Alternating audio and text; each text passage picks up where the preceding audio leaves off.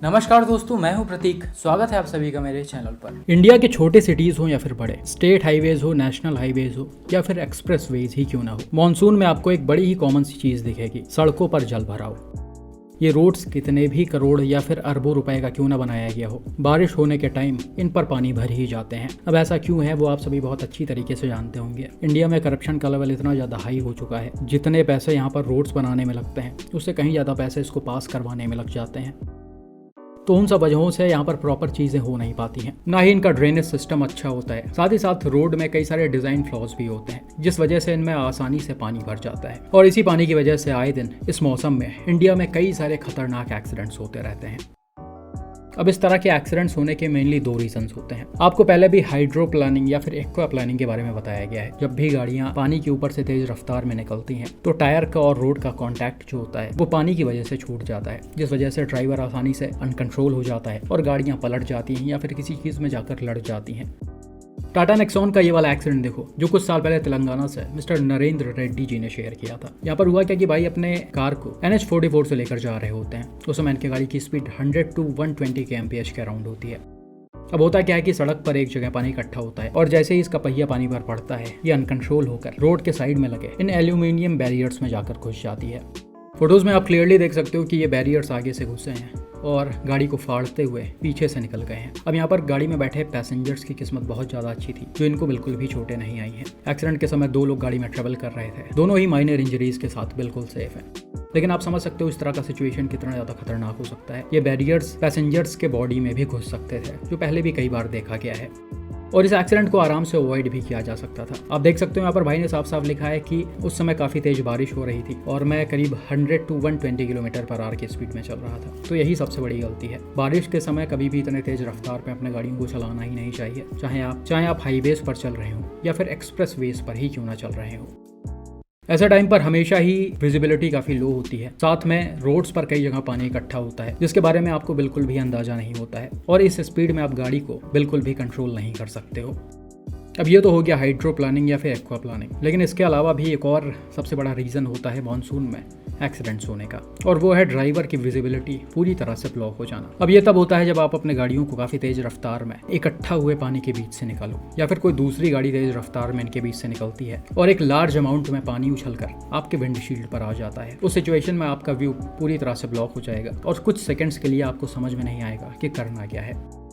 अब एग्जाम्पल के लिए यही वाला एक्सीडेंट देख लो जो एक भाई ने शेयर किया था। शायद पहले भी इसे मैंने आपको दिखा रखा है, लेकिन फिर से एक बार आप देखोगे तो और भी अच्छे से चीज़ें समझ में आ जाएंगे।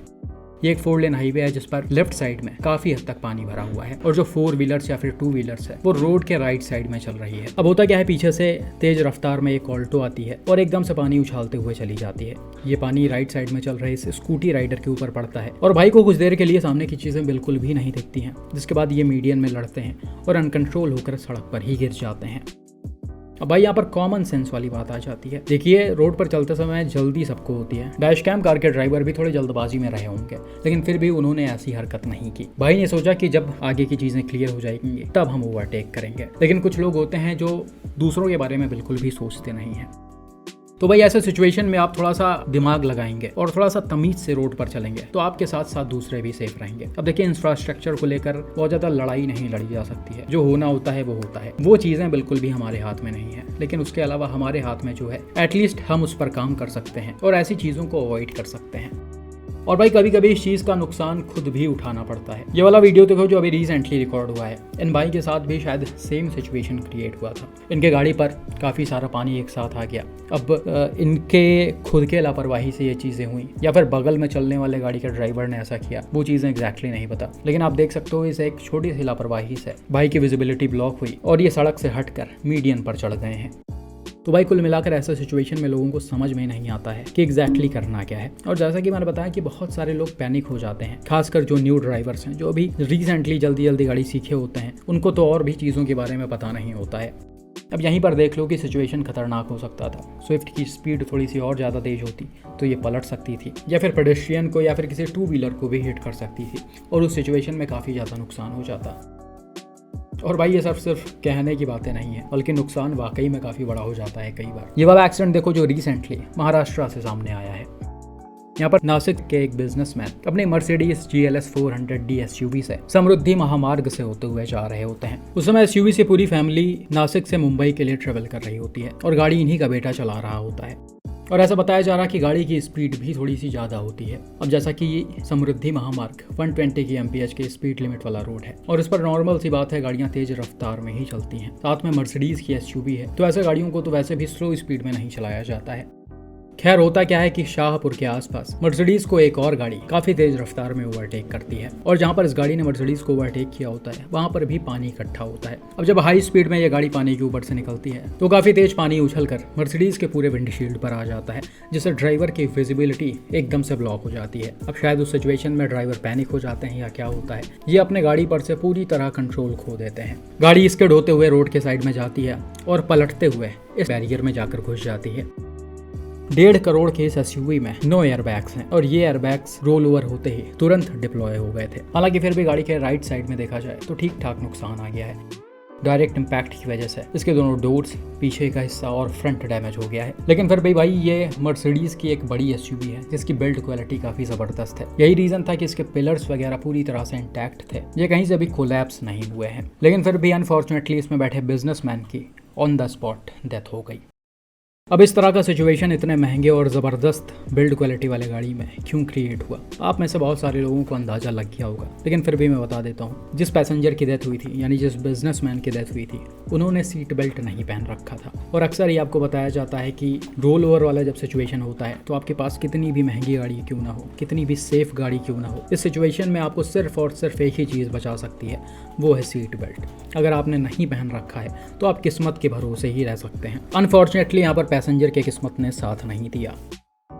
और भाई इस तरह के सिचुएशंस सिर्फ हाई स्पीड में ही नहीं क्रिएट होते हैं, बल्कि नॉर्मल स्पीड में भी और सिटी के अंदर भी क्रिएट हो सकते हैं। रिसेंटली ये वाला वीडियो इंस्टाग्राम पर शेयर किया गया था जिसमें एक वैगनार को पार्किंग से बाहर निकाला जाता है और मेन रोड पर ले जाया जाता है। बिल्कुल उसी समय पीछे से एक निसान टेरेनो आती है और वैगनार को राइट साइड से हिट करते ही पूरी तरह पलट जाती है।